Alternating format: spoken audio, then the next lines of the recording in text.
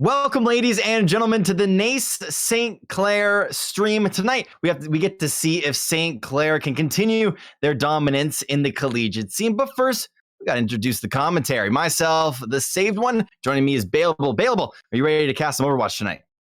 I am very ready. I'm excited to see. This is going to be the second week for this current hero pool with the Ryan, the McCree Widow, and then the Brig with obviously Echo being banned as she's too new.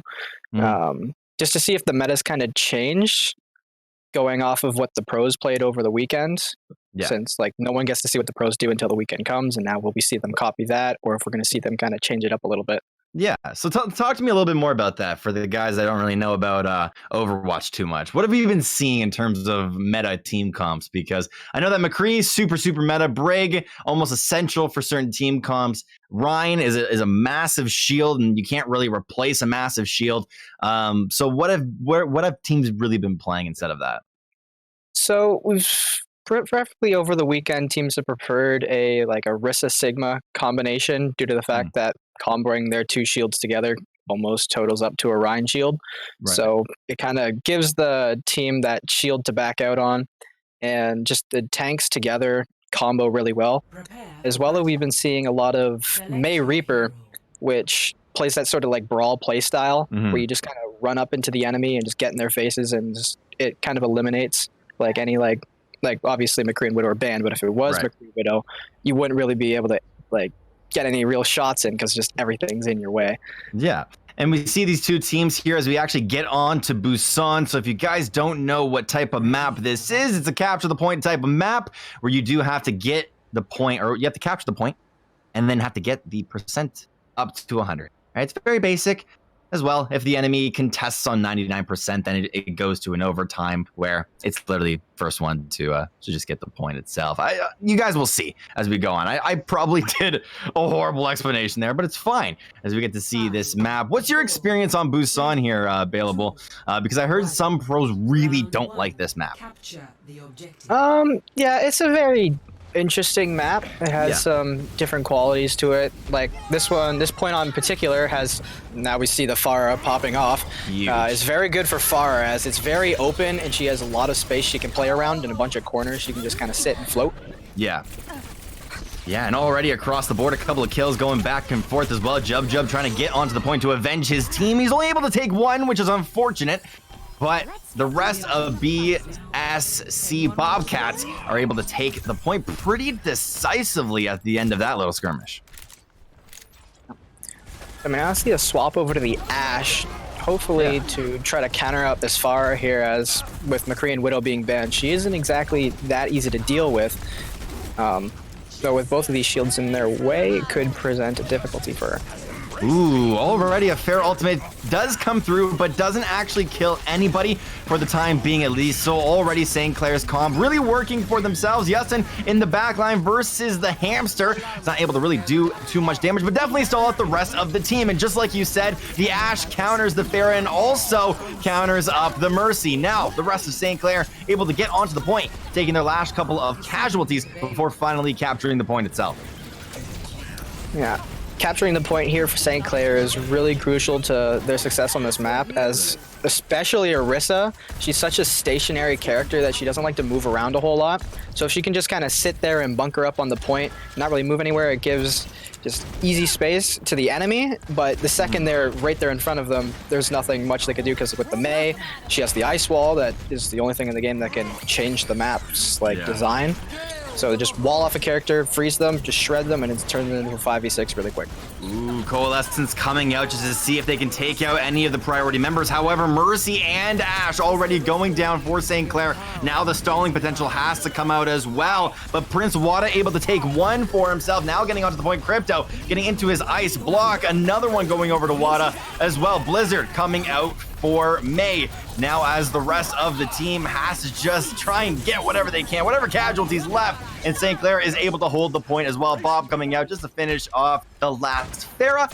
And then there's just an Anna that jumps off the point. Basic stuff, just to not feed off any ult charge. Bobcats already just getting their teeth wrung here on Busan.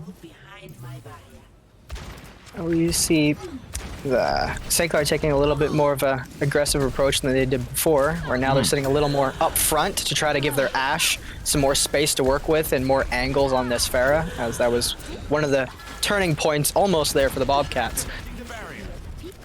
Now with another push here, Bobcats trying to disrupt what St. Clair has going for them. If you guys remember, we ended up watching St. Clair in another tournament just last week, and they were able to absolutely dominate just like they are doing here. Seymour with one, Jub with another, with a couple of explosives over towards that enemy squad. Prince Water just getting D.Va out of her mech, and as well taking a casualty for himself. Don't want to really finish off that last D.Va, the mini D.Va, because she is super useless in that form. As well, Seymour on the point itself, taking out Soldier with a rock just to the face. As well, they're able to secure this first objective on this first point. St. Clair go up 1-0 on Busan. 1-0. Yeah, that was really well played for St. Clair. You know, they had their tanks had extremely good positioning. When the Pharah, when their first offensive hold didn't quite work out for them so cleanly, they adapted well, giving their Ashe more space. The Orisa poles are going into good spots for the Sigma to pair up with, because Orisa Sigma, one of its strongest capabilities is just Sigma's like everything combos with Orisa's pole. Like you can get his rock in there to get a good stun. You can just use his primary fire to lay out like a massive amount of damage on whoever gets sucked in. Right. Yeah, and we get to see more combos like that as we go on, and I'm sure I feel like St. Clair just know exactly what they need to do here on this next point in order just to finally take the point. You even saw there on the last the last little game how they were able to really come back. They had the disadvantage early on, but already another fight is going to be started here. You have Enjoyable not taking any casualties for himself. It looks like the positioning out of this DPS is just not really all that great, but Jub is on the far side of the map, just landing shots on his opponents, doing a whole lot of damage to them. Not able to land the last couple, but it is fine because an explosive in that area is going to do just a little bit of damage. While all of that is going on, St. Clair are fully focused on the point itself, already starting to get a little bit of percent up towards the map. And Crypto, for his troubles, throwing an ice onto this balcony, an ice shot onto the balcony and taking out Enjoyable.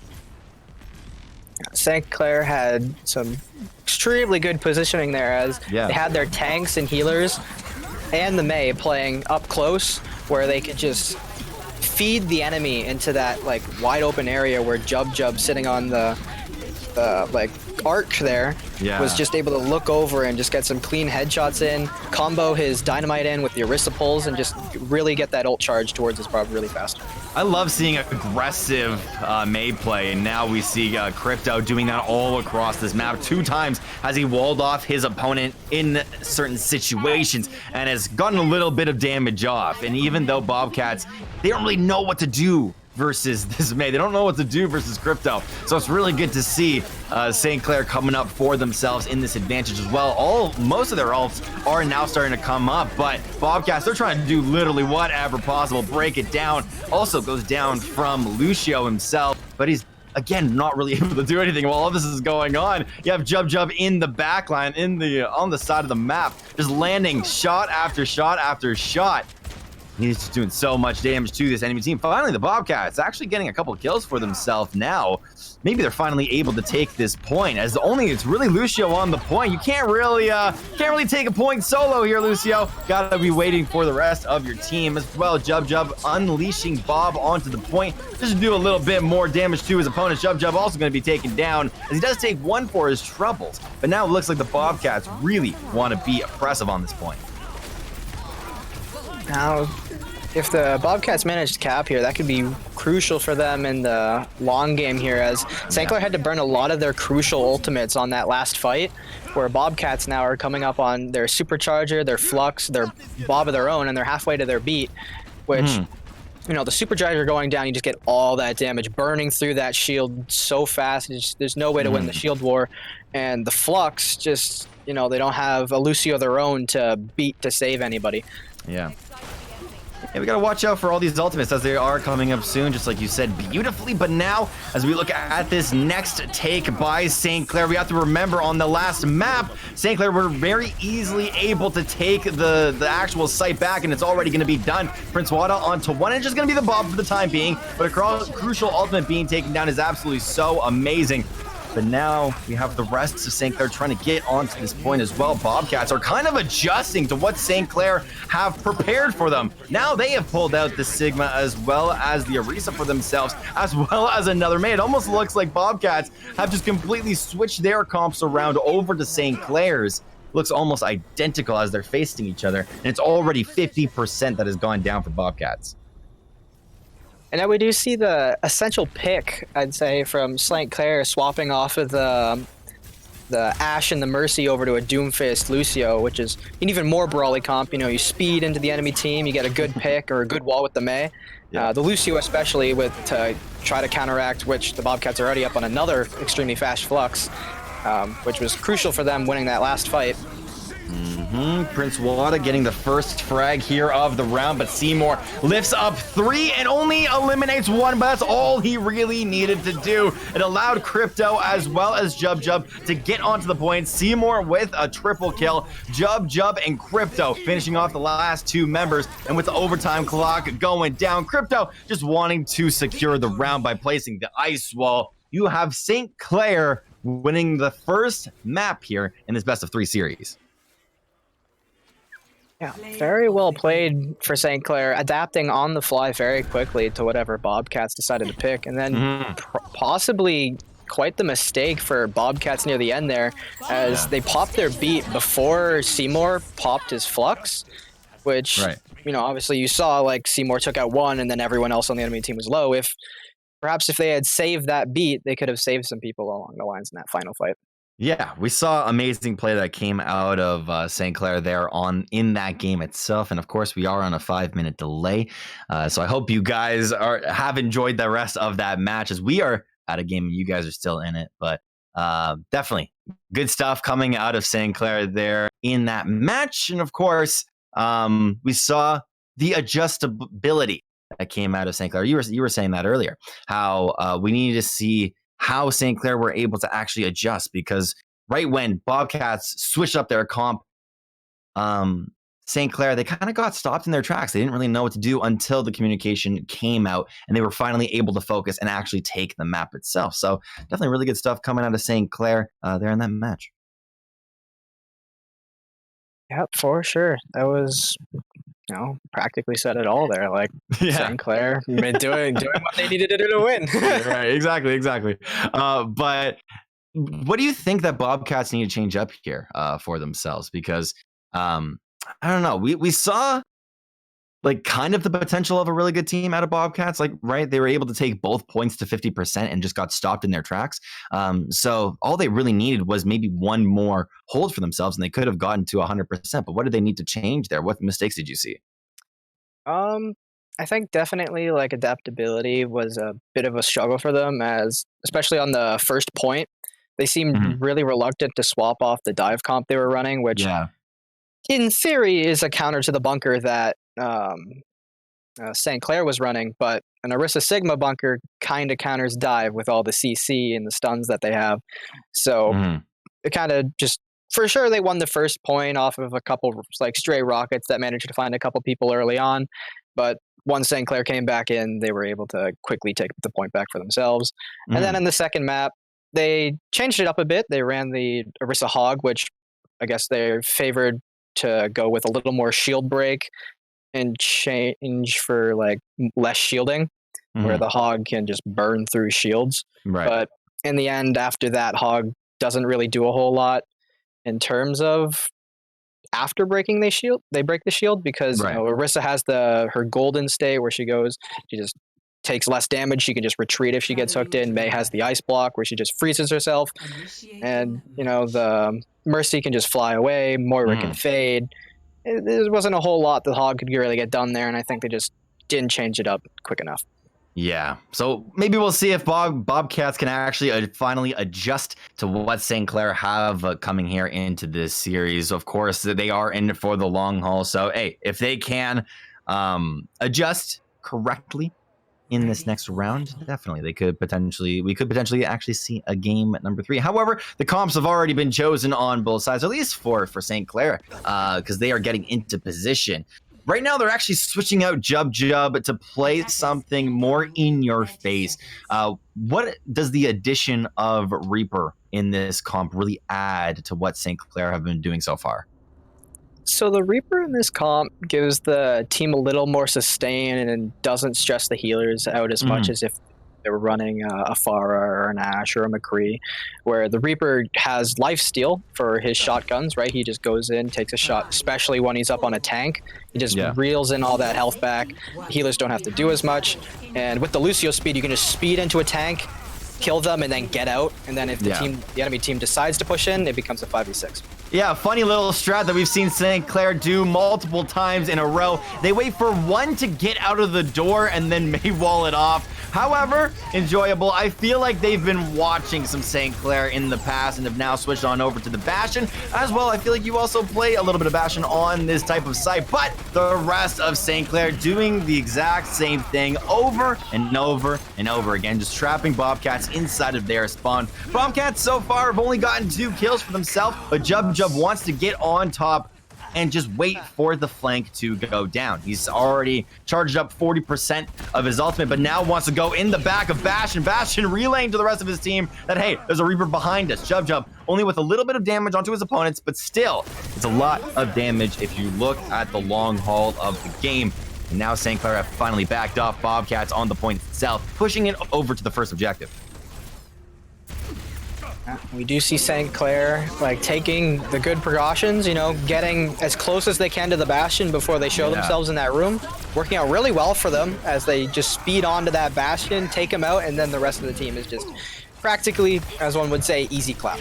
Yep, I was saying, you said it perfectly, but I was saying all the time in the pregame itself how we're going to be seeing Prince Wada all over the scoreboard because he loves to be a very, very aggressive type of tank. And you saw it right there, lit up the scoreboard. I believe he ended up getting a triple or a double in that fight itself. It forced Bobcats off. But St. Clair, off of their early game start, are now able to do a whole lot. However, Doom's Fist coming down from the sky only takes out one. It's going to be Justin to start off the point. But you have Crypto on the side, just going to stall out as much as possible as the rest of the Bobcats realize the situation that they're in, want to push the point itself, and they've taken 2 casualties for themselves, have only pushed the point just a little bit, but Jub is now in the back line with his ally, going to be landing a couple of shots on the May and takes him out as well. You have the ultimate coming out from Reaper here in the fight. Takes out 1, takes out 2, third for your troubles. Prince Wada with 1 more. Yustin in the back line with 1 more kill for himself as well. TP on top of the building from Jub as he looks for his next prey. Oh, we saw Bobcats have a decent opening. They comboed with the Orisa and the Doomfist well, where the Doomfist popped his ult, the Orisa pulled the team together, and then he dropped down on them to secure himself that early pick onto Justin. Yeah. But you know, St. Clair answering back well. You know, they had the ults they needed to take that fight back. You know, the May ult being extremely strong. You know, they throw that thing down in a meta like this where there's no diva in play. There's nothing you can really do to stop that May ult from coming out. And just perfect wall to stop anyone from escaping it. Everyone gets frozen up, and it's just rolling through them from there. There is so much happening on our screens right now, but all you have to know is that Bobcats have gotten 2 kills for themselves and are now pushing out the point. However, Seymour does want to stall out the point a little bit longer as they are not able to secure anything just yet. Prince Wada does have his ultimate available for himself, but is taken to low HP. Doesn't want to just waste a useless ultimate on a push like this one. And Bobcats are finally taking their stand here on this map with 30 seconds left. They are able to push down the point and just get a little bit more time for themselves. Yeah, and perhaps a little bit of a communication error there from St. Clair. Seymour popping his ult when there was only just him, Prince Wada, and Imp left. You know, there wasn't really much follow-up they could have had with that Gravitic Flux, so that's big for Bobcats. Is now they go in the next fight with that May ult, which is practically just an easy team fight win. Gotta wait for the flank out of Jub. I always love watching Jub's perspective because he does some crazy stuff here, and he's coming into the backline for the time being. However, the rest of Bobcats want to fly through their opponents, but it's going to be off the back of Jub and how much damage he can do. Does reset back into his own team. He does actually do a little bit of damage, but Crypto does have his ultimate now available for himself if he wants to use it. Jub once again going on the flank. Reaper versus Reaper, Ditto versus Ditto, and does take his opponent out eventually. Now a lot of HP has been regened, and the rest of St. Clair taking out their opponents with ease. The kill feed on the right side has lit up blue, which means that St. Clair has taken another hold for themselves. And just like the announcer said, team kill goes into the hands of St. Clair. Yeah, perhaps a little bit of a mistake coming out when Bobcats popped their Mei ult. Maybe they weren't ready for it to follow up, or Enjoyable didn't have his Mei ult ready, but St. Clair was able to easily just Lucio speed boost out of it the second it went down. Yet another fight for themselves now as we see Jub in the backline once again, 70 HP, but does get healed right on back up to full. Beautiful communication, but hey, that's the ultimate coming out of the enemy Reaper. Bobcats have already taken 2 for themselves, and they want to try and TP into the back of the sites. And there you go, Jub with 1 kill for himself, but does get frozen up by the Mei. Big Jake getting off onto the side and finally taken out. No, doesn't take out Seymour just yet. Seymour leaving himself alive. I thought he was gonna fall, but no. Seymour playing Sigma perfectly and just saving as much HP for the rest of his team that is left. Maybe they can try for one more hold here. However, that Mei wall is going to be huge. You do have the ultimate that does come out from Seymour just to stall the point out even more. Maybe they wanted to actually try and hold this one here. Yustin taking out the Orisa ultimate. But finally, the point being pushed as a little bit more time does get added onto the clock. Very good Mei wall there from Enjoyable on the Bobcat side to prevent St. Clair from even bothering to push in and stop the payload in the slightest. But St. Clair with a little bit of an ultimate advantage, having the supercharger, having the beat almost ready to counteract the Gritivitic Flux. Crypto's almost got his Mei ult to match Enjoyable, as St. Clair is not really giving Enjoyable a good opportunity to use that Mei ult and just get an easy fight win. Definitely, and now as we scale into the late game, as to say, only one member is going to be caught in the Sigma ultimate, but break it down now, being used by Lucio. Crypto able to get into the front line as well as Yustin. However, the Blizzard has come out, and there you go, Big Jake with 4 for himself, now wanting a couple of more as he tries to just add up his KDA. Jub though in the backline for himself, takes out 3. Now the 1v1 of Reapers go out. They are trying their darndest, but Jub ends up going down at the end of the day. Big Jake teleporting right on back to save himself a little bit, as once again Bobcats able just to win the team fight itself. However, the spawn is so incredibly close to the payload is so incredibly close to the spawn that they really didn't even need all that much time. Very excellent play from St. Clair there. Jub saw his opportunity, took it, absolutely clutched out that team fight. And now we see Crypto having this ult, and we're going into the final fight. This could just be easy game over here for St. Clair. Yep, it's whoever wins this fight, just like you said, with Crypto getting the first one. Jub is actually down now in this fight, but Yustin healing the heck out of his team. But you do have Big as well in this fight. You gotta take out the Reaper, guys, if you want to do literally anything. With the overtime now getting activated, you have to get onto this point and try and force your opponents off, but they're waiting for the spawns to come back. Jub once again being taken out here, and St. Clair their cracks are finally starting to show. However, I may have spoken a little bit too soon, but maybe I also haven't. They're trying to push onto the payload as well as onto the site itself. They're looking so incredibly close with just meters left here. They need to finish off with 0.55, and they have finally done it. Bobcats have secured the 3rd point for themselves. I need to take a breath. That was both extremely close, but extremely good for the Bobcats, as we saw Big Jake flanking around the left side of that cart and just putting pressure on the tanks in the back line while that Mei ult was out, while the Bobcats spat out of the ultimate, just completely stopping St. Clair from being able to follow up on that big Mayolt.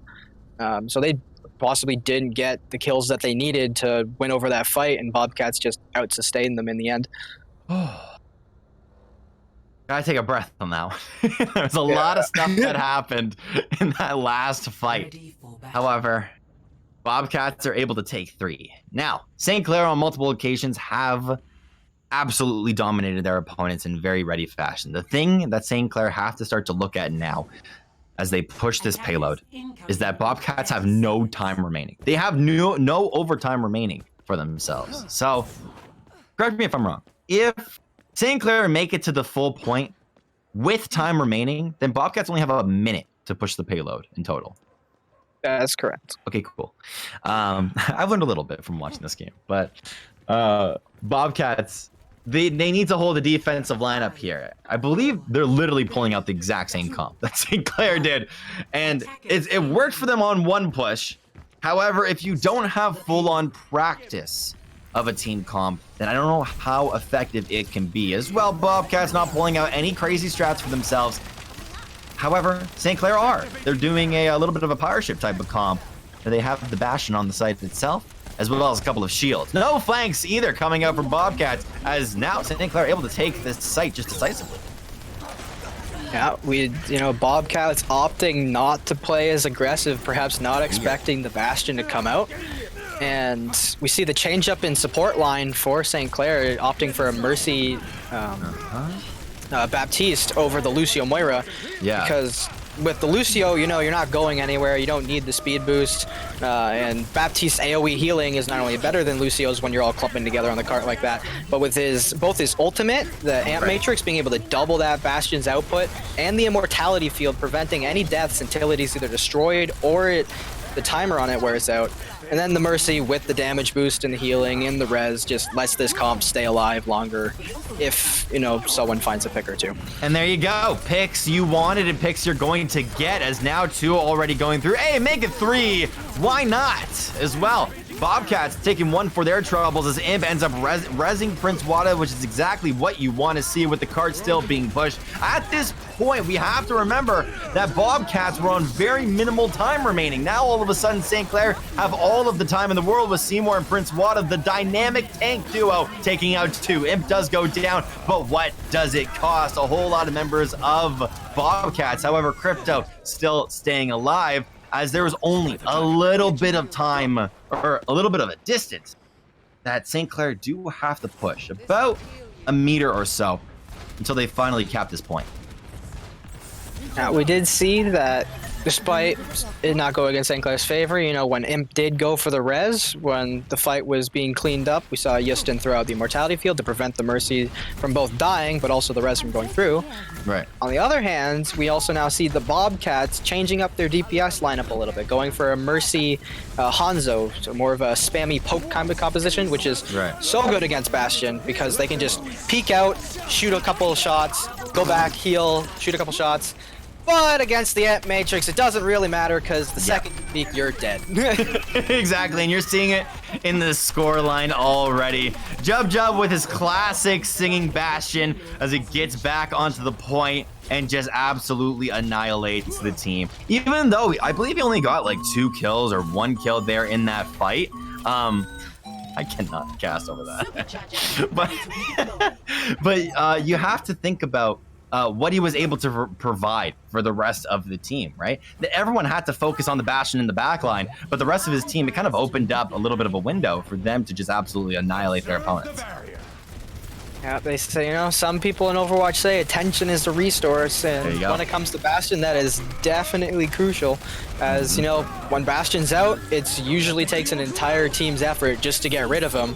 And with that out, you have the other 5 members of St. Clair able to freely do what they want, which, especially when the Bastion's being pocketed so hard, it makes it pretty easy for them to burn both of their shields out and then just clean up everyone behind it. That's it. And I don't know what else I can say on that. 5 kills go over to Enjoyable as he just absolutely annihilates their opponents. But James Bond type of Jub coming out here as he is crouching on the right side. He is sneaking onto the point. What can you do, 007? What can you do? Nothing for the time being, as now he wants to just get back onto the point. He does have his ultimate available as well. It's going to be a pocketed Bastion. I haven't seen this I actually haven't seen this whatsoever. But there you go. A shot right to the face of 3 members. What are you doing, Jub? He's going crazy and singing while he's doing it. Jub is having a field day. I have no words for what I just saw. Yeah, there is not really much to say about that. Somehow Jub managed to get behind, and without Bobcat seeing it, it really opened the window for him to be able to use that ult pretty effectively for a Bastion ult. Yeah, he's smurfing. That's all I can really say. You analyzed it perfectly as well. But as we head on to this next point, St. Clair doing basic St. Clair things, as they are absolutely wiping their opponents throughout their whole entire field. I feel like they're not even trying, honestly. From what it looks like, they are just absolutely wiping the field every single push that they end up doing. I believe so far they've only been stopped once, and even off of that one little push, they were still able to come back in decisive manner. But once again, the Jub Reign of Terror does get taken to very low HP, but obviously Bastion does have the heals for himself as well as from the Mercy, but ultimate coming through from Sigma, lifts up 2, taking 2 to very low HP, but Seymour now with 1. Imp does get taken down as well, but I don't really think it really matters at this point because you still have Yasin here for the team-wide healing. Rez does come out onto the enemy Sigma as well, but Junkrat getting into the backline onto Prince Water. Prince Water being taken down to very low HP. Jub still on the point for himself, does take out 2 casualties, and as well, Yasin turning into a DPS at this point, and even just to secure that win, the Maywall going out. St. Clair, they have 3 minutes for themselves, while Bobcats only have 1. Score 3 to 3. Well, that was a little bit of a chaotic fight. You know, we saw the Junkrat swap come out from Bobcats to apply a little more shield pressure, especially when damage boosted by the Mercy. But also in like a closed off area like the 3rd point on Dorado, Farah isn't as effective. So that also warrants a good Junkrat swap, especially with the high ground he can play around, makes it easier to get those shots in. Though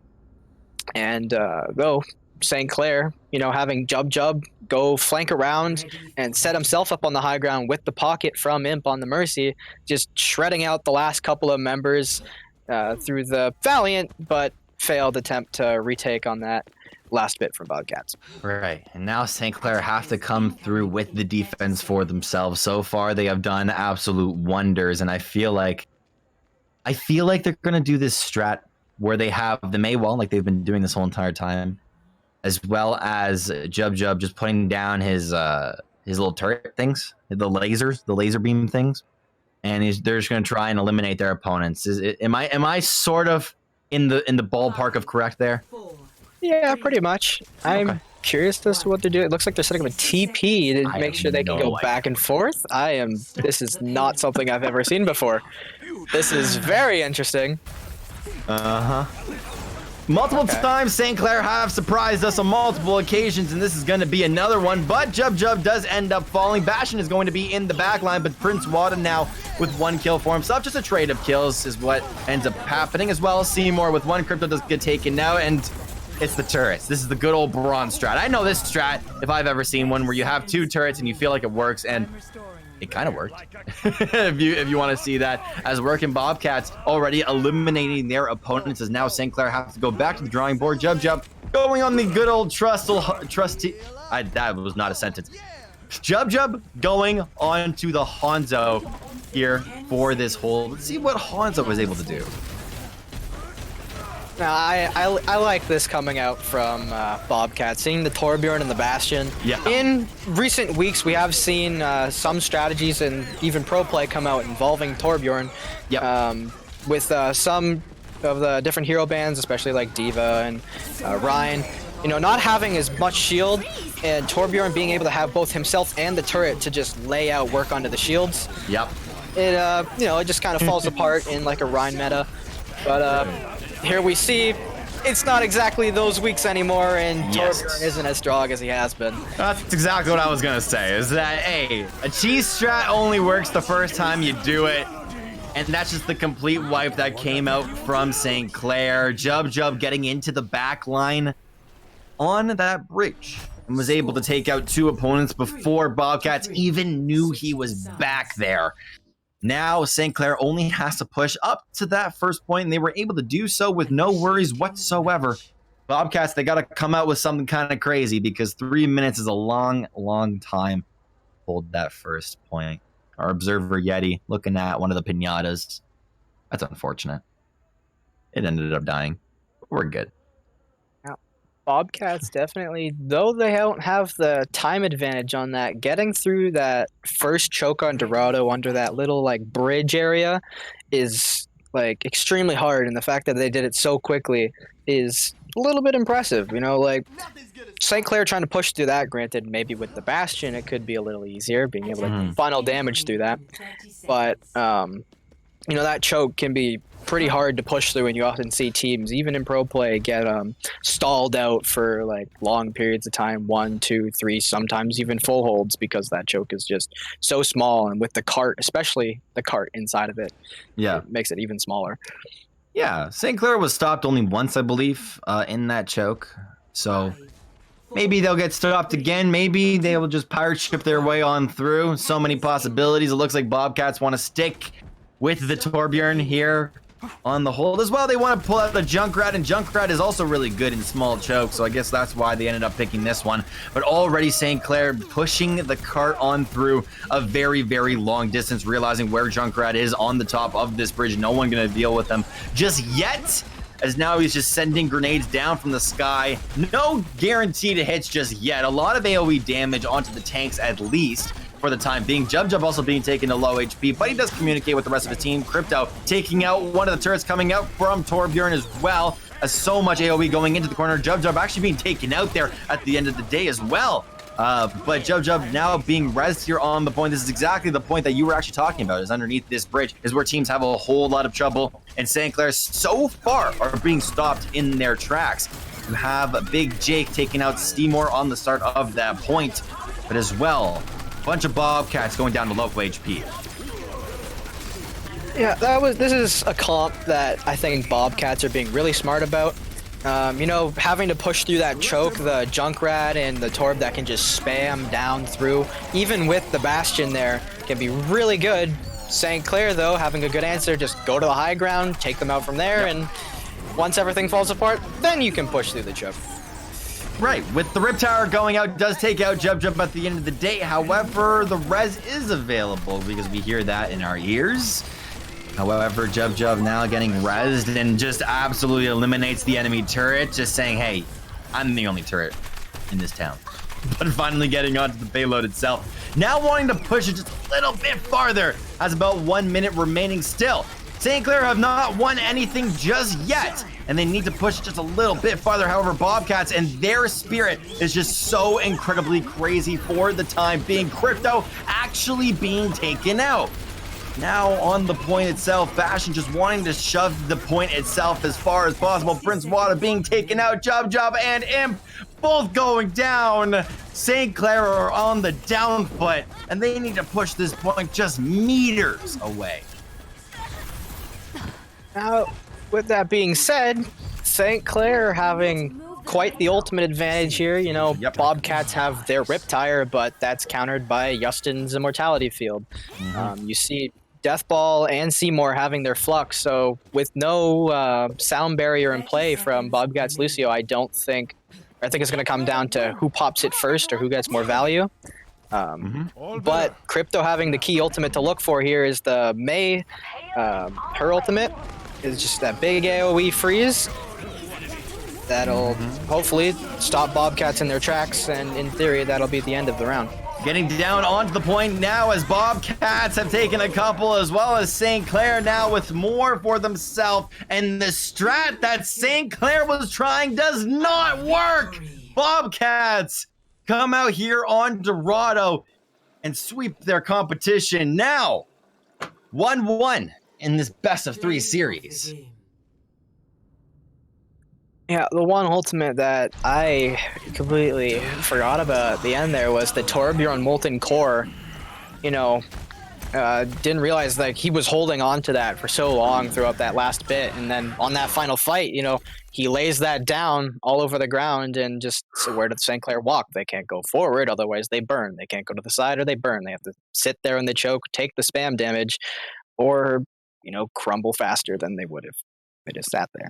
Yeah, it was just not a fun situation. Beautiful analysis coming from you, of course, as always. But yeah, that was just not a fun map for St. Clair to play. They had one last saving grace within the last couple of seconds of that round, and it wasn't actually that bad, right? Flank with the Hanzo and just see what exactly you can pull out in the back line. But it was unfortunate is that they weren't really able to close anything out within those last couple of seconds. Do you think that St. Clair could have done anything different within that last push? Like, did you see any errors within their team play there? I think I would have liked to see them pull out a diva. I know Seymour is, he's pretty good at playing diva. Right. And diva being like practically a hard counter to Junkrat. I was surprised to see they were so reluctant to swap off the Sigma, where instead of having that shield that can only take so much, they could have a defense matrix that can just sit there for like it's either 3 or 4 seconds straight, soaking infinite amount of damage, right? They can just easily just walk through the choke, and then that Torbjorn ultimate at the end there, if they had the diva and the diva flew into the Torbjorn, could have just eaten his ultimate, and then they don't crumble the Torb ultimate, they finish off the remaining members, and they could push that point to the last little bit. Yeah, it was almost kind of like the reversal now from the last game that we ended up seeing, where it seemed like Bobcats, they were the ones to not switch. But in this game, the one thing that you said is that you want to see them start to adapt into different situations, and they definitely were able to do so, right? And the big point of contention was the main, the kind of like the bridge area that leads into the main market of Dorado, being that very small chokehold that is just so good for Junkrat. And since they were able to pull out the Junkrat as well as the Torb, it almost just kind of threw St. Clair off guard, right? And they weren't really able to adjust to it. So I thought that was really interesting. Obviously, St. Clair have been practicing just so much within these past couple of weeks, and they really, really know how to show up when the rounds count for it. And we've only seen them succeed really on stream, or at least I have only really seen them sweep out their opponents. But this is kind of like the first time that we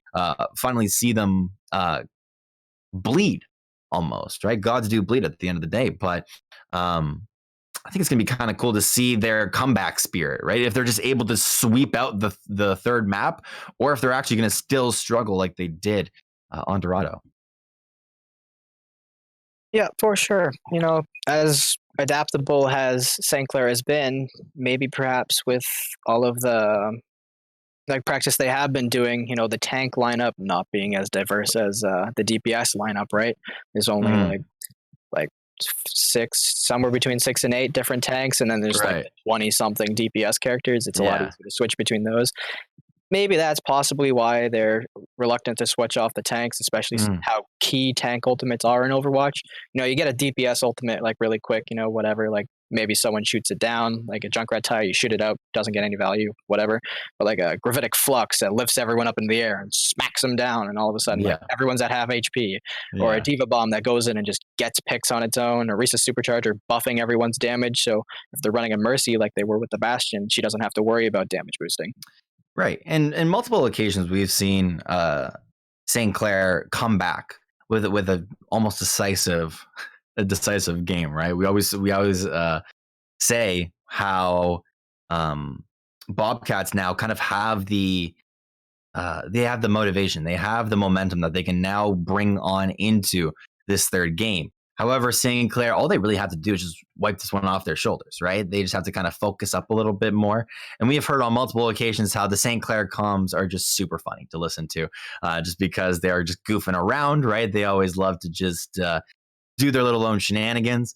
But when it really does come down to the wire, I feel like their communication is just super, super solid, right?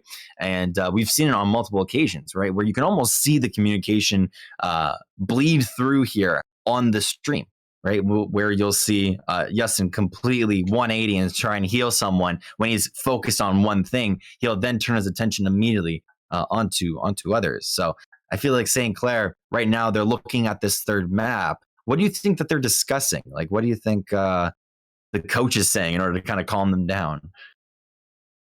Perhaps like they're discussing some either like the team comps that they're planning on running in this next map, which is going to be Kings Row, or perhaps just anything really the coach can come up with to try to like keep them level headed. Be like, we're not out of this yet.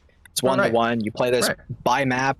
You don't think about it as like a series. Like you don't think about it. Oh, we're down like 0-2, or we're only tied 1-1. This is match point. You play it as the maps go on. It's like, this is the map right now. This is what we're playing. You don't worry about what happened before. Right. Now, as we head on over to Kings Row, just like you said, this is a once again, it's the same type of map as Dorado. So you have to get onto the payload initially. Well, it's got the same characteristics as Dorado. You got to get onto the point initially, fully capture the payload itself, and then you have to capture a couple of sites themselves. But St. Clair are now coming into this match fully adjusted. Jub is off the Hanzo, and he's now back on the Ashe. It definitely worked in game number 1, just trying to take out any of his opponents, already doing a little bit of damage over to the enemy Pharah. But Bobcats are now trying to get back into this one. We do have a little bit of server lag, and that's what the pausing that you guys see, so don't worry, we're on the fix for that. But St. Clair, once again, they need to get into this match. They need to defend this point, and they are doing it so far. They're doing it beautifully. However, no frags have gone down on each side. I do like the Ashe Mercy coming out once again from St. Clair, as they proved it would work for them on Busan against the Pharah, and Kings Row being a map where you can see some Pharah. Perhaps they were expecting it because they knew that, hey, these guys like playing Pharah.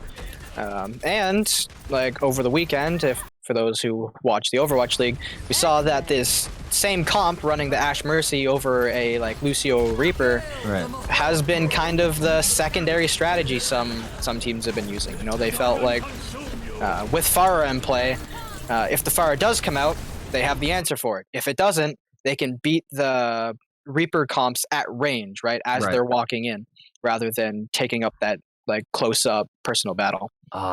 Even though we see a little bit of server lag, this match itself is still going on. So when we fix all of that, we can definitely tune you guys into what is going on. But so far, it almost kind of seemed like the defense out of St. Clair was just so good. The attack itself as well, coming out from the opposing team, was also really, really good. And no one was dying as a result, right? The healers, when they're really doing their job, it almost feels like the front line is like unstoppable.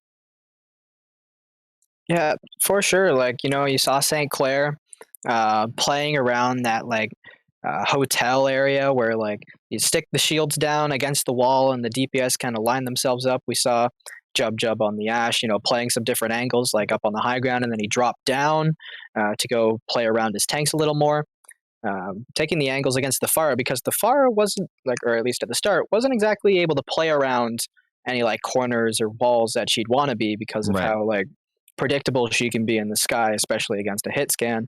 But once we saw that the tanks from the Bobcats had pushed up past the statue, and St. Clair had to back up a little bit, that Pharah was able to take position around both the statue and the hotel itself, so she could just peek around, take a couple shots, like peek back, so that way the Ashe can't hit her constantly. Right. And that's where St. Clair's defense kind of fell there, and they were able to cap the point.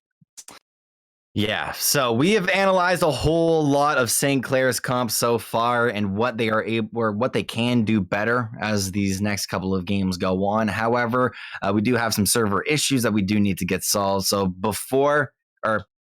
that's kind of it. So we are going to send to a very quick break, ladies and gentlemen. But don't go anywhere. We've got some more Overwatch St. Clair action coming up in just a little bit.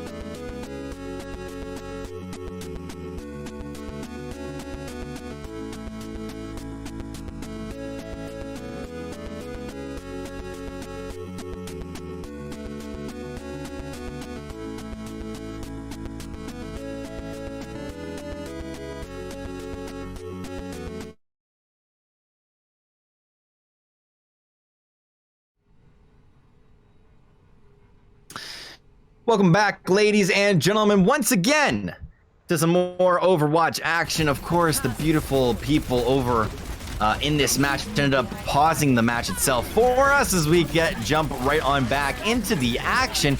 Now St. Clair are in literally the middle of a fight. Bobcats have pushed the point all the way up at least to the first point. However, they are now on their small comeback victory for themselves. Bobcats have not really pushed into the second site itself all that much. However, they've gotten a sizable lead for themselves because they still have 3 minutes to push this payload.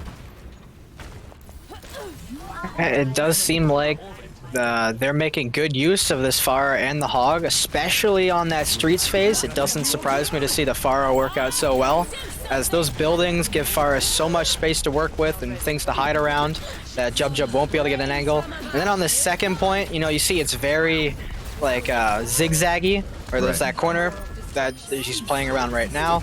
Then there's the second corner that they'll be able to play around, and it'll just make it really easy for her to get those direct hits in, build up an ultimate really quickly, and just shoot herself in, pop ult, get a couple picks, get out, and then, you know, go on to the next fight.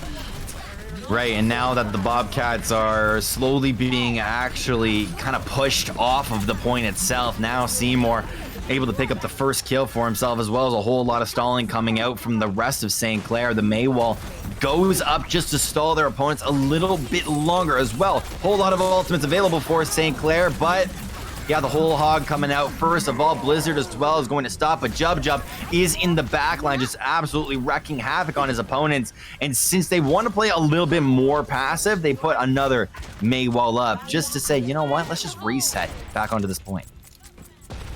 Now we do see the swap off the Pharah onto the Ashe, which for this third point I can kind of agree with. Though Pharah can be strong, she's not always the strongest. But now with St. Clair and Bobcats having essentially equal on their ultimates, aside from Bobcats, Narwhal, and their Moira having slightly less ult charge than their counterparts. Bob being sent into the backline as now it only picks up 1 kill for themselves. Crypto with now actually with 2 for himself as well. Prince Wada just securing that last kill here on the point itself. It's just a clean sweep that came through from St. Clair. Something has changed in them, that they are now an absolute beast here on defense. They've always been beasts on defense, but it seems like this is kind of different, right? They haven't lost a fight in a really long time. Yeah, you know, they're playing it, you know, like extremely well with the payload being in the spot that it is. It allows them to take cover not only behind the payload, but that corner where they're just putting their shields in between. So that way, you know, they peek out and they can hide in like more than one spot. You know, if they want to creep around the payload, get a couple shots in a different angle. Right. And we see the supercharger coming out here to boost everyone's damage, taking good precautions to hide in that back room to avoid the dragon strike. And some interesting change-ups on the side of the Bobcats, having now the Junkrat over the Ashe. They only gave it really 1 shot, and Deathball swapping off the Hog onto Wrecking Ball. So far it's working, which is the weird thing that we have to analyze here, is that now Junkrat, for whatever reason, just really works versus St. Clair. Maybe they're just not too used to facing versus it. That's unfortunate. Sigma ultimate not going to take anybody out. However, he does get on back down, so he kind of use it as a zoning ultimate. Definitely good coming out of Seymour. Still takes 1 kill, 4 troubles. Crypto now with 2. Prince Wada with 1 imp, rezzing up Jub as he actually fell early in that fight. Now with 22 seconds remaining, you see the rest of St. Clair actually holding up within the defensive line, not holding on the point itself, but they want to try and see if they can get as much damage on their opponents as possible, and so far they're able to do so. However, there is a Lucio on the point that is going to push it just 1 millimeter up. However, the rest of St. Clair now pushed on back over to the point. It's the Riptire that could save the whole entire match and doesn't take anyone out, which is unfortunate for Bobcats. However, for the rest of St. Clair, they have big old smiles on their faces, but you do have the hamster on the point itself, now spinning circles around, and also uses ultimate for himself, now getting a triple kill for himself. Bobcats are just millimeters away from securing this point, and they're able to do so. So Bobcats, 3 points for themselves here on King's Row. 3. Yeah, and we do see St. Clair seeming to struggle when it comes to facing up against that Junkrat, like you had said before. Like, he's just burning through those shields and laying out damage, getting really quick rip tires, and St. Clair just don't seem to have the answer that they're looking for. However, St. Clair being able to hold that for so long, burning the timer down to 0-0 on a hybrid map, means that if St. Clair finish with over a minute, Bobcats do not get a second attempt on their attacking run. We saw that in the last game. That's the only thing we have to think about. We always got to play devil's advocate because St. Clair had 3 minutes above their opponents, right? And they weren't able to do anything crazy with it. It seemed like Bobcats' pure spirit just allowed them to take that point. Also pure skill, right? These players are also very good at this game. But it's honestly all in the back of enjoyable. I don't know why this player is just absolutely popping off, but of course, Big Jake has done his work for himself. Echo, as well as Cole, on the healing for this team, has just provided wonders for their tank line as well. Their tank line itself, Deathball and Narwhal, have came up huge in a lot of different situations. So we got to give credit where credit is due. However, just like you said, we always got to take in St. Clair, and their attack is so incredibly oppressive. And we see it once again, how they are just trying to jump bunny hop onto the point itself. They're going to be using the teleporter into the back corner as they already start to set up the Bastion now. Bastion shooting through the May wall, as well as a lot of the shields that are coming through from the Bobcats. No one able to take out Jub Jub just yet, as Jub Jub does take 1 kill for himself here on the point, and no percent has gone down on the point itself just yet, but a whole lot of damage has definitely been inflicted on the Bobcats themselves. Now looking for a brand new angle is going to be enjoyable, as well as some of the tanks that are coming through from the Bobcats, and it's only 1 kill has gone through so far. Imp also going to be rezzing his dead teammate Seymour. Seymour now getting onto the point as he does take out almost 1 Force Troubles, but no, it's going to be the Bobcats with their line of defense that's just so incredibly crazy. But now, as we digress, still a whole lot of damage going back and forth, but Bobcats are able to hold their own. Now, this strategy that St. Clair has pulled out is quite honestly a personal favorite of mine. Yeah. They didn't quite do what I expected them to do, but being able to TP the Bastion up to where, you know, onto a high ground where you can just lay out damage, stop the enemy from really peeking, even if you have 2 shields in his way. And especially with, you know, the support of Imp and Justin being able to just keep him topped up, damage boost from the Mercy, they are going to swap it off now. It didn't quite work out for them. Yeah, they want to change up the composition now. Crypto going over to the Symmetra, as well as Jub Jub going over to his tried and true Hanzo.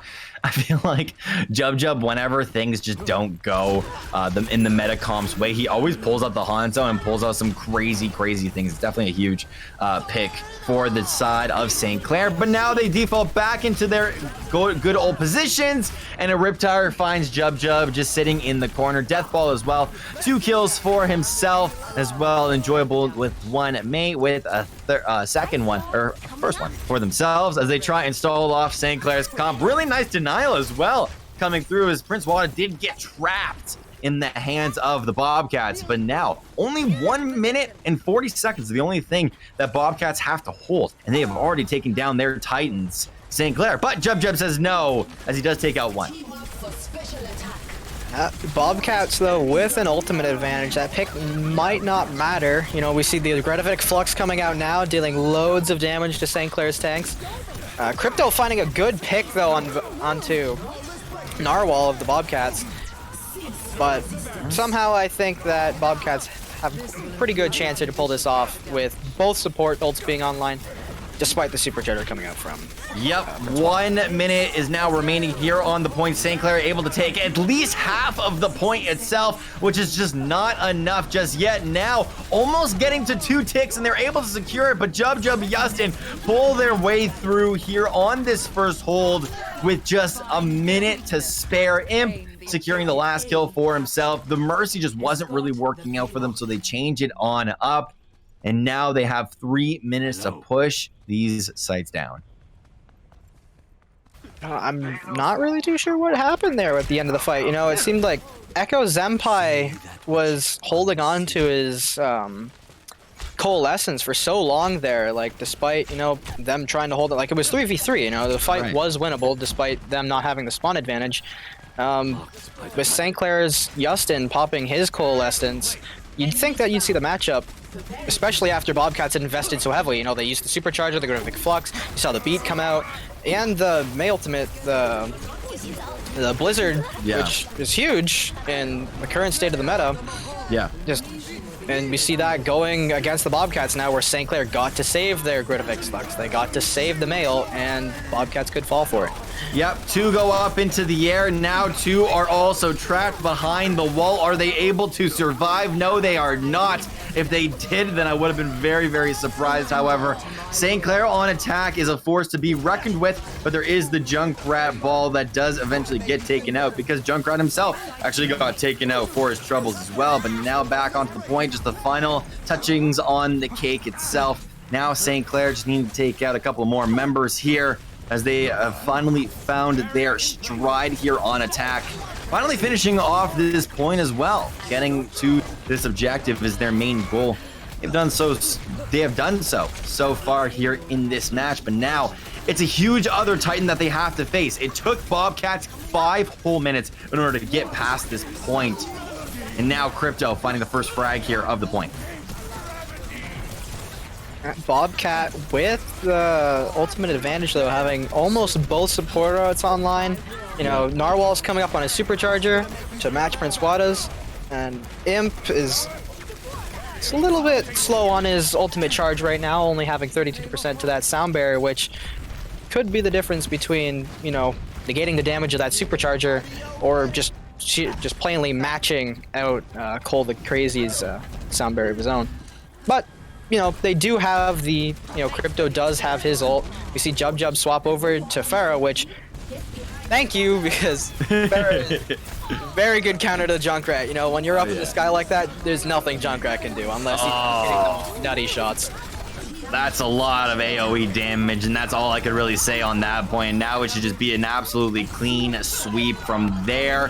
Flux coming out, as well as Prince Wada's muscles, as a triple kill goes down for him. Justin, Jub are the last 2, and that, I believe, is going to be it, unless Bobcats pull out some kind of crazy and just get back onto this point. And just like the Caster Curse, they are able to get back onto this point and just defend for a little bit longer. It's going to be the Hammond so far here, but Jub is now getting onto this point and just raining missiles all across the point itself. But you do have Enjoyable that is here to say, you thought St. Clair were going to win that easy? No, I'm here.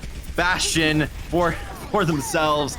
Triple kill going down now, as the health bars of St. Clair have dwindled down to nothing. Bobcats, with just 3 meters left, have now held this point with 1 minute remaining. Now that swap from Enjoyable is actually pretty big here, obviously. Like, you know, we got the big picks there. It's obviously surprised St. Clair to see that come out. But not only that, St. Clair can't finish with a minute now, which means Bobcats are going to get a second attack on this if St. Clair do manage to finally cap through this final point. It's got to be off of the back of Jub, because him on multiple occasions has flanked and done absolute wonders, and he does end up finding a Bastion, but at what cost? It's going to be his ultimate, but at the sacrifice of the rest of his team.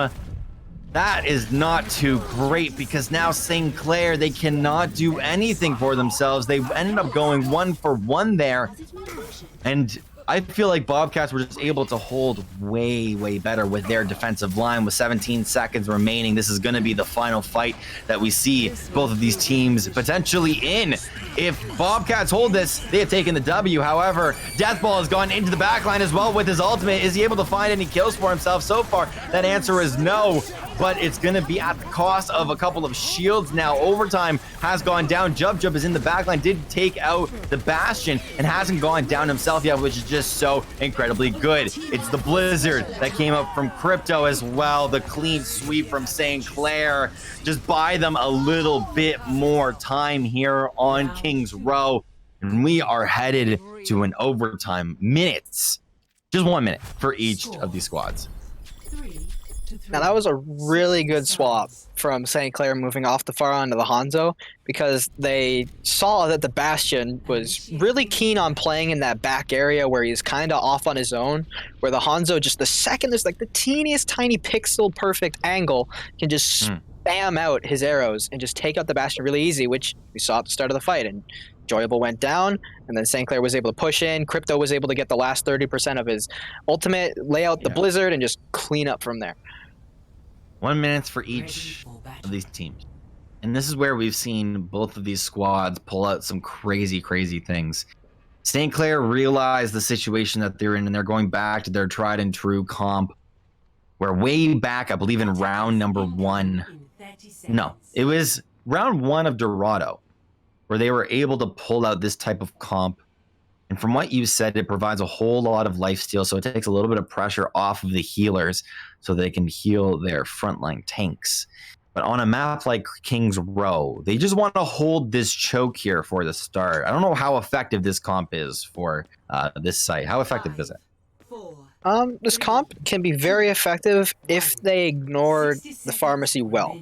Because what they're going to have to do here against the pharmacy is they're going to have to be aggressive and they're going to have to be fast. Because if they wait too long, the Pharah's going to sit there and build their ult up really quickly off this point that can pretty much not even do anything to her, barrage them and win. So they're going to have to speed boost in, and like you see here, you know, they went in, they're picking off the tanks with the Reaper, and they're going to be forced to get out Pharah or no Pharah. Right. As Crypto does take one for himself, the healer from Bobcat's taking another for his trouble. The res also coming out. Enjoyable hasn't really been touched this whole entire fight, as he does take one kill for himself. Now going to spread out the back line of St. Clair, as the rest of St. Clair want to get, or the rest of Bobcats want to get onto this site and finally cap it for themselves, as Seymour now being taken very low. St. Clair finally being, I guess, exposed for the multiple wins that they have had weeks and weeks in a row. Bobcats finally exploiting all of the different strats that St. Clair has been playing, and they have already taken this first point. It actually took St. Clair a little bit of time to take the first point here on this map, so it could be just ride or die for them, as now they switch on over to attack, but not yet. I'm getting a little bit ahead of myself, as Bobcats are still pushing this payload. Now what we do see here is pretty crucial, as St. Clair managed to die quickly and regroup fast enough so they could fight in this choke, which for the defense is like in the Dorado choke, it is insanely powerful for the defense. Well, we see the male just kind of says, you want to fight in the choke? Fine, you rush into us, you'll just walk into the freeze. Exactly. If all freezed up, it's gonna be St. Clair now. I almost kind of feel like this is a weird feeling. I've always felt this, where nothing is happening, but the overtime timer at the top is going crazy, where it's like it could end any moment, but no, they're just chilling on the payload. They're pushing the payload to its maximum potential. Just chilling out for the time being. But St. Clair, they need to get any picks possible here just by dwindling any shields that are in their way, but they're not able to do so just yet. Blizzard does come out though from St. Clair. Crypto going down very early on is not good whatsoever. However, Imp is going to be turning into a DPS at this point, now taking out Arisa as well. Yussin taking care of whatever he needs to take care of over on his front as well. But Bobcats are looking like they're in a situation just to take at least this first point, which could be super, super crucial. Because right now, I can't really even imagine being St. Clair. At least my mental would be absolutely boomed. However, when you're playing in a competitive setting like this, I feel like they just are constantly saying, you know what, reset, and we'll try and get them on the next push. For sure. And we do see quite possibly a crucial mistake from St. Clair, as it pops his sound barrier at the end of that fight, where they could need it to stop the Pharaoh. That's no longer to be coming because the Pharah died. Very good pull rock combination though from St. Clair's tanks. Instantly deleting the Pharah. We see the pull coming out as St. Clair's positioning was a little too close to the edge. However, we do see some picks going in the way of St. Clair. With their spawn being closer here and them being on the faster characters with the Lucio, they could come back into this fight with Bobcats having a man down. Yep. I feel like Bobcats, their mentals right now are stay on the point whenever possible. They have the Pharah on this right side balcony with the payload now being forced on up as well. You do have Enjoyable taken down to very low HP, but still has his ultimate available for himself. Seymour taking one for his troubles, but it's a lot of damage that came out. Enjoyable finally being shut down with Jub putting on his carry pants. A 4K for himself as finally round number 3 ends and Bobcats are finally... St. Clair finally put a stop to Bobcats' reign of terror. I can't get my words out. Initiating match. Yeah, for sure. Like, Bobcats having an amazing push there, you know, with just 1 minute on the clock and most of that minute being spent trying to cap the first point, you know, pushing all the way through the streets phase and then finally, like, that factory area, stopping there is really impressive and going to be difficult for St. Clair to try to match that. Right, and St. Clair, they've got to pull out every little strat that they have now. You see Crypto and Jub still deciding on which heroes they want to play here on attack. Bobcats so far are pulling out literally the exact same comp that St. Clair pulled out in multiple rounds in a row. Imp, Justin going back over to their healers. Justin actually switching on over to the Baptiste. He played it a little bit. Okay, no, he switched on back to Moira. He's just baiting me a little bit. But they're just getting ready for their attack setup. Now we do see the Junkrat coming back out for the Bobcats. Probably expecting the Bastion Sim, which is... as I say that, they swap off the Sim. The Reaper. Now the Reaper. Okay, back to the standard comp. Just rush into them and get a pick. Exactly. And we'll see if they can do that here starting off. Already 50 seconds have hit the clock, and they are speeding over towards the point. Play some epic montage music now as St. Clair, they're not really taking out their opponents just yet. Jub is on the side here. Does have to go into his immortality type of zone, but as well, Junkrat getting one pick already onto a healer is super crucial. Jub now trying to go for the flank on his opponents is also really good, but what is he able to get? Really nothing just yet as he is taken down to 5 HP. Picks up a heal for himself and gets right on back into the backline. Pause. Goes through. They had a DC. Oh, okay. So apparently St. Clair had a DC somewhere on that point. They have 15 seconds remaining to get onto the point. Bobcats are saying, yo, come on. 19 seconds is all that remaining, and I feel like the one mentality of Bobcats here is just, yo, does it really matter? Does it really? And it does. It does in the long haul. Since St. Clair do have 19 seconds, what are they able to do with 19 seconds? I feel like in my brain, nothing. However, is that opinion different? I know it's gonna be tough. That first cool. 40 seconds, they didn't get much done. They didn't build up they didn't build up their ultimate charge very much. They just got kind of shattered. I'm still kind of disappointed not to see Seymour try to pull out the diva, especially, you know, not only is she good against Junkrat, but she's also good against Pharah, which for both the attacking runs of Bobcats running that Pharah, the diva could have been pretty good for stopping the CC and the explosion damage from coming out. Here we go. Last 10 seconds here of the round itself. Prince Wada already going down. Not too happy with his display, at least here on this last point. Overtime has gone down. Jub literally trying to scrounge whatever he can find, but Justin is pulling through with his damage, but does get frozen up in the process. Jub finally getting himself onto the point itself. Seymour now taking one for his troubles as well, as low health bars are now going down on the side of Bobcats. The potential is still there. I doubted them.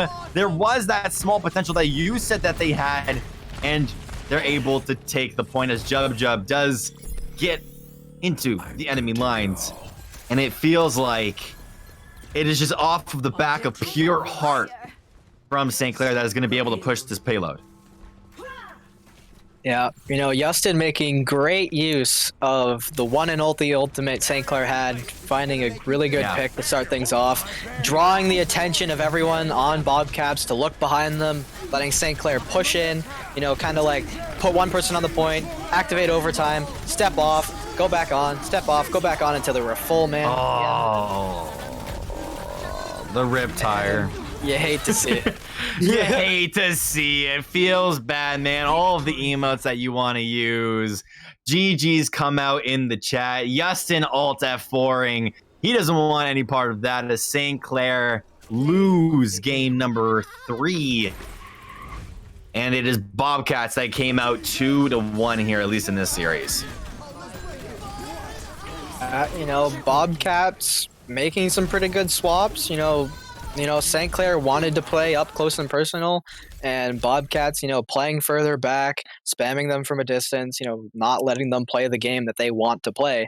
And St. Clair just not really, and especially in those last 2 maps, not adapting to what Bobcats were doing. It's definitely unfortunate. It's definitely unfortunate. St. Clair are lined up to play 2 games here tonight, 2 best of 3s, and we already saw the first one. So, as I like to say with my buddies when we get dumpstered, I don't want to say that St. Clair got dumpstered here, but when I get dumpstered in my games, I say, you know what, boys, that's just the warm-up, and that's all you really have to say here at the end of the day. But we are going to head just to a very small break as we get this next match set up for all of you beautiful people at home. But from over here at the casting desk, we will be back in just a little bit.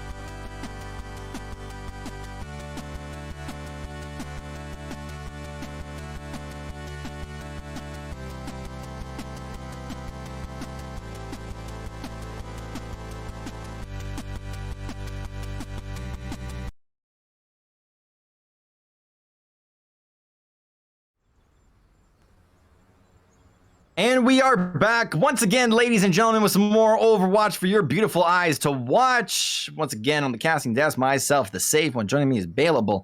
Bailable, how are you feeling after that first set? You know, I'm pumped to see what Clair pulls out this time around. You know, we are going to be seeing, obviously, them play against a completely different team, which will have completely different strats. You know, hopefully, we'll see Clair adapt in different ways.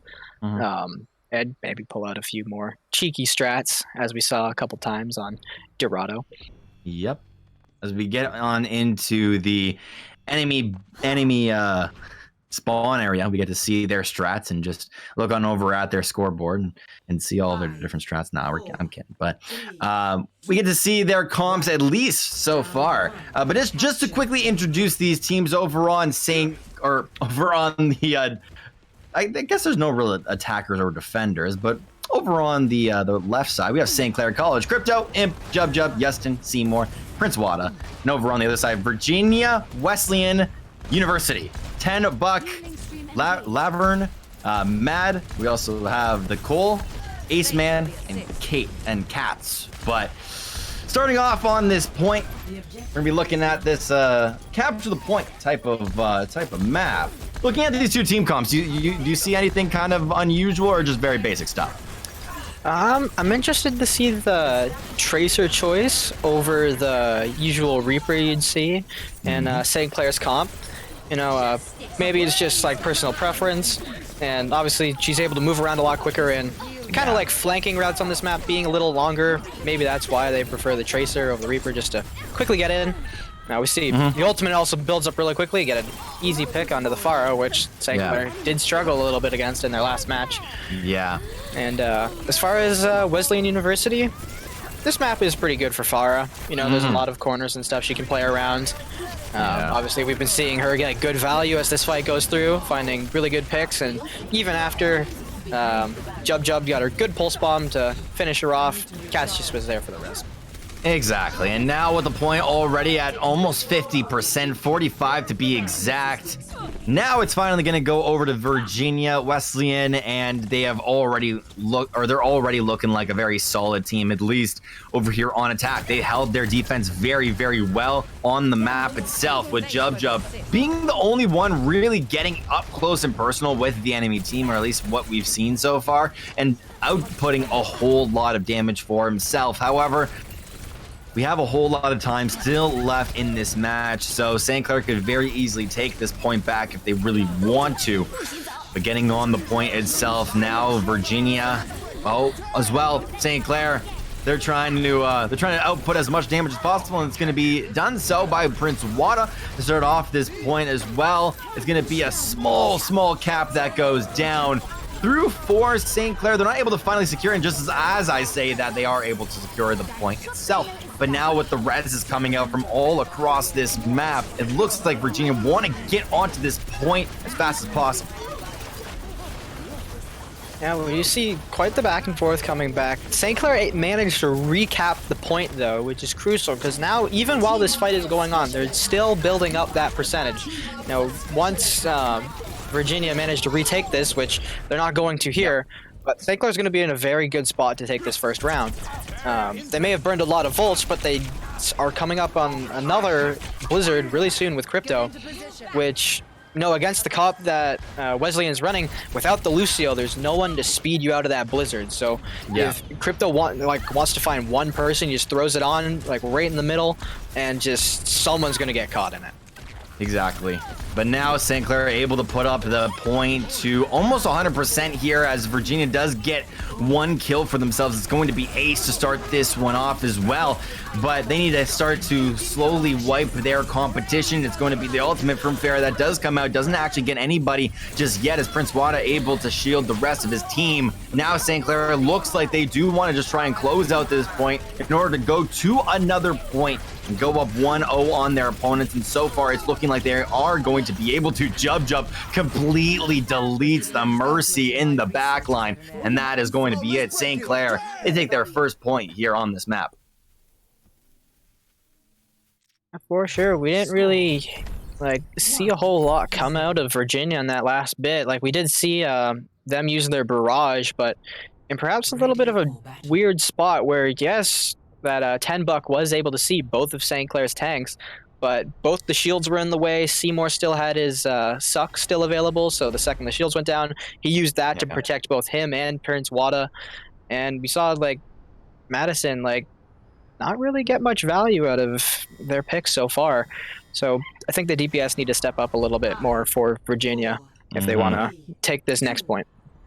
You can see the switches already coming out for themselves as they switch on over to the Soldier as well as the Reaper here for themselves. So maybe they can output a little bit more damage. I know that Reaper, a whole lot of damage if you're up close and personal as well. A Soldier being that kind of backline attacker could do a whole lot as well. But now getting into the match itself, we have Imp already taken one, Crypto now with the second one for his squad, Prince Wada with the third. You're almost kind of seeing a pattern that goes through for St. Clair when they go on maps that are very, very common to see.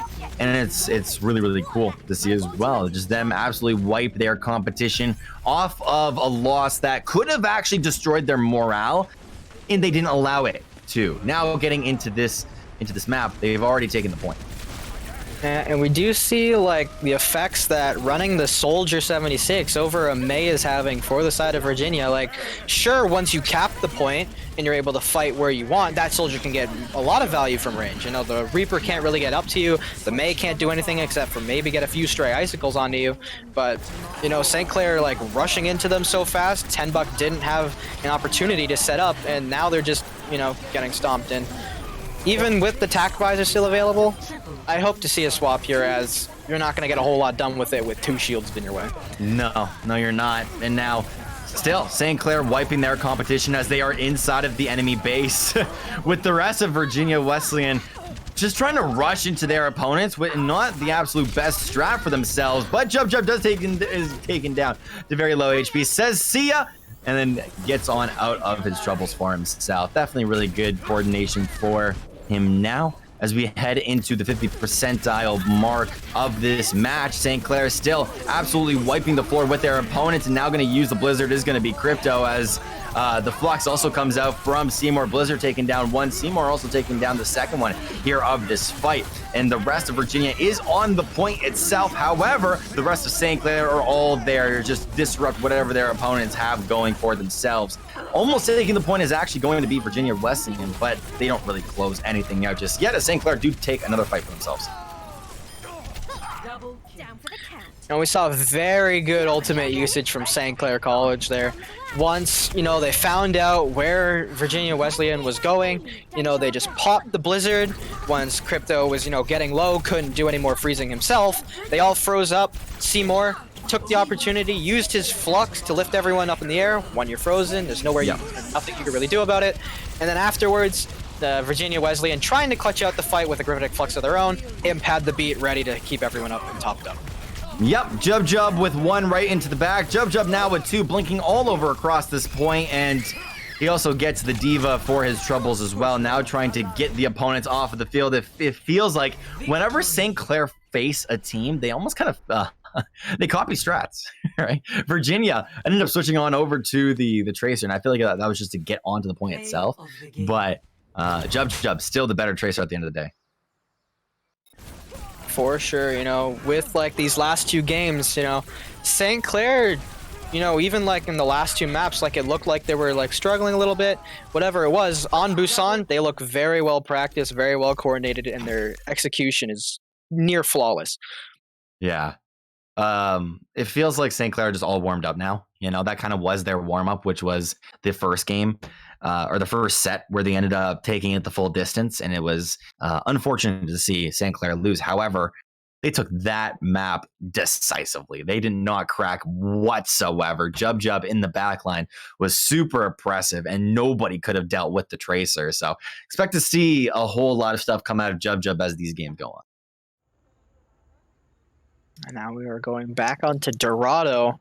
Wonder if we're going to see as aggressive of a hold for St. Clair as they did in that last match, as you never know what Virginia's been up to. Maybe, you know, they took a peek at the stream before this match came up, see what was St. Clair was up to with the shenanigans. Yeah. But obviously, you know, we do see the May Reaper, Orisa Sigma, and Lucio Moira come out for St. Clair. Yep. Very standard meta comp.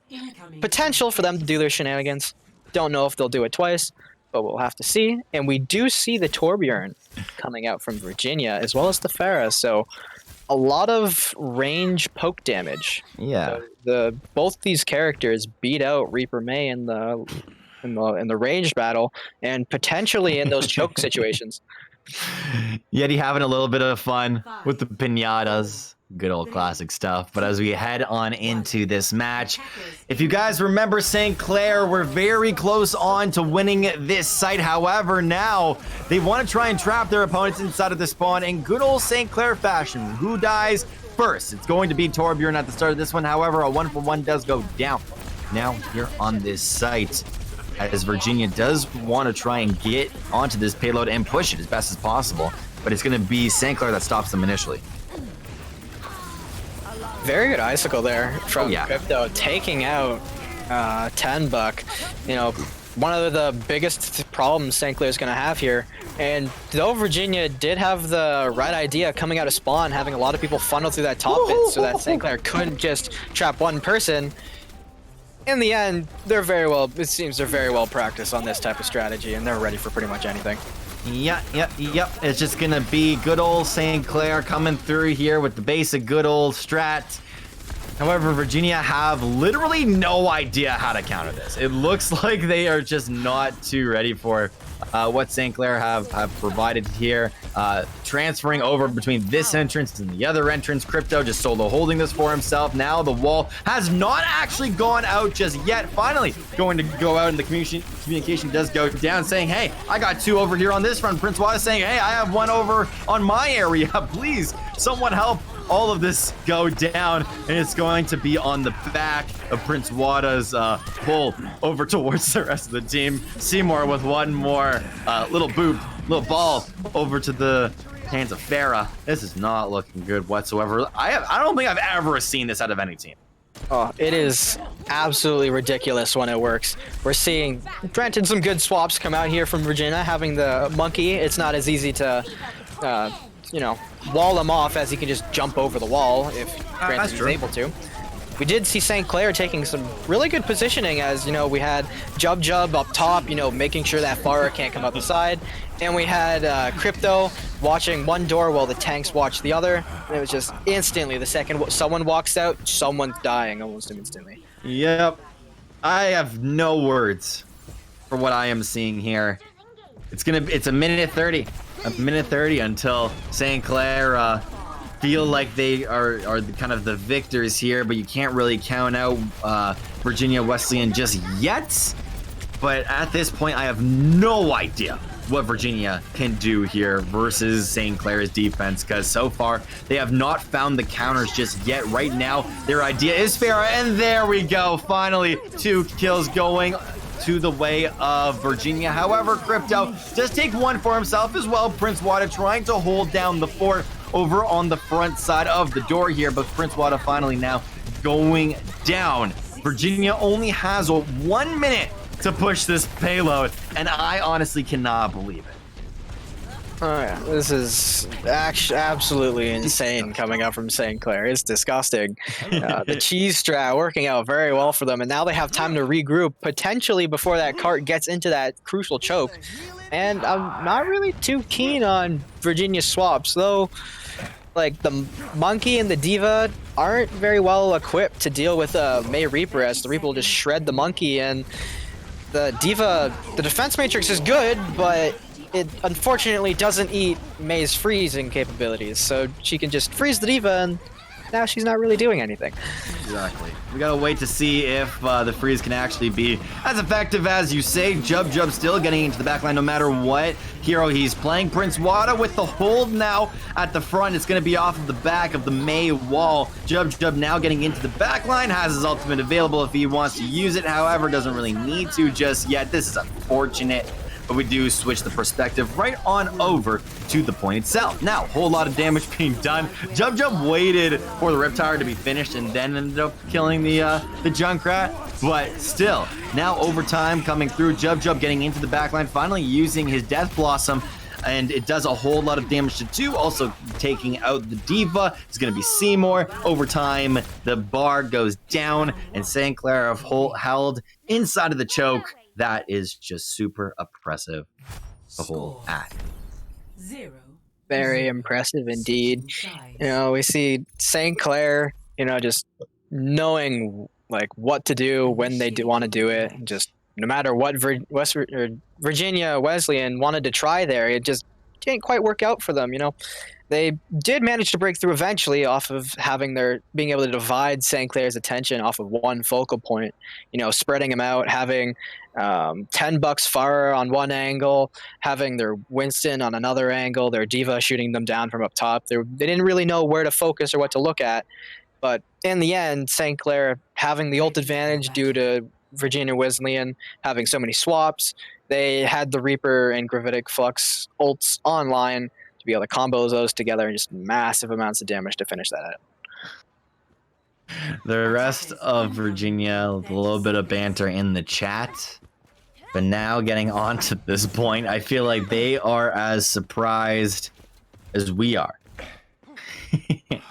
But St. Clair now has to get onto this. I guess they have to push the payload all the way to this bridge, and they're able to do so. Now they're just talking about exams in the chat in good old St. Clair fashion, trying to be friendly with the enemy team as best as possible. Look at the setup. They're doing literally the exact same thing, but you have Crypto saying, no, we have seen that strat multiple times before. Let's just block it off with a wall. However, Seymour does get taken down, though. Jub in the backline. No one seems to be focusing on to him, as now he's doing a decent amount of damage, but does get back on into his own base. This is not the only time that we've actually seen a team face St. Clair and pull out their own strats versus them. And this is once again what is happening. Virginia saying, you know what? Why not? Let's just pull out something not from our playbook, but from the opponents. And you see St. Clair does have the right idea with the Roadhog, able to bust through those walls really easily. Cryptos laying out the wall to cut off the Virginia Wesleyan's maze sightline, so she can't even wall off St. Clair as they walk through. And Jub pulling out his Genji. He's got a really good Genji. He's built up his ultimate in under a minute, which is extremely impressive for a Genji in a meta where there's 2 shields in your way. Maya blocks, Moira fades. Not really easy to get Genji to do his job in a meta like this. But as we see, Jub pulling out an absolutely clutch blade, picking off multiple members of Weston, and just finishing out that fight. That's it. Wanting now to get into the back line is going to be Jub as St. Clair want to finish off this point in style. Virginia had no strats of their own in order to hold this close to the point. So that's just going to be St. Clair wanting to close out the match. However, Jub does end up going down as well. Virginia Wesleyan does take a couple of kills for their troubles as well, now that the point is on or at least very close to the objective itself.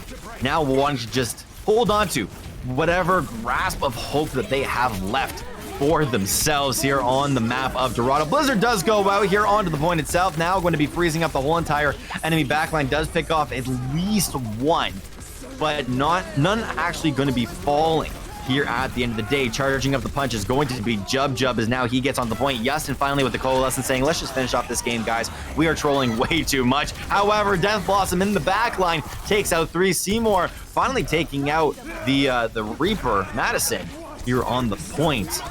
But it's just 2 ice walls is the only thing that is stopping St. Clair from finally pushing out this point, and that, I believe, is going to be it. St. Clair, in very decisive fashion, finish off their second series in 20 minutes. Quite the difference in, games between the two. Yeah. We had a match that went the distance, and we just saw quite a St. Clair rolling in quite dominant fashion, being able to pull out, flexing their muscles on like the niche picks like Genji. Yeah. And the Tracer in the first map, not always something you see, but we saw even on the map of Dorado, we saw St. Clair knew exactly what to do against their own strats. They absolutely decimated with that spawn campy strat with the Mei where they just wall people off as they walk through. You know, they had the Reaper up above to deal with anyone trying to come from up top. And then when we came to their attacking round, we saw that Jub knew exactly where to put his walls. He walls up so that way they block off sight lines. They can't get a wall of their own out. They can just walk out for free, and then just in St. Clair fashion, just run into them and just roll over them. I like how you're you're starting to learn how St. Clair plays. Good old St. Clair fashion is what we like to say here on the cast, and this is exactly what we ended up seeing. But that is going to be it over here from the St. Clair perspective. We saw 2 amazing games of Overwatch, one that was very, very close and one that was a complete stomp, where St. Clair channeled all of their anger from game number 1 and just unleashed it onto Virginia Wesleyan. So definitely good stuff coming out of them. If you guys want some more St. Clair action, then tomorrow night starting at 8, we do have the Rocket League team coming on to the stream, as well as Friday night Friday afternoon, actually, at 1 o'clock. We've got Fortnite over here on the St. Clair stream. So if that kind of piqued your interest, then definitely tune in to this same exact stream. But for myself, the saved one as well as available. That's going to be it for your Overwatch cast for tonight. And we are going to sign off saying good night. And I hope you guys have an amazing rest of your night.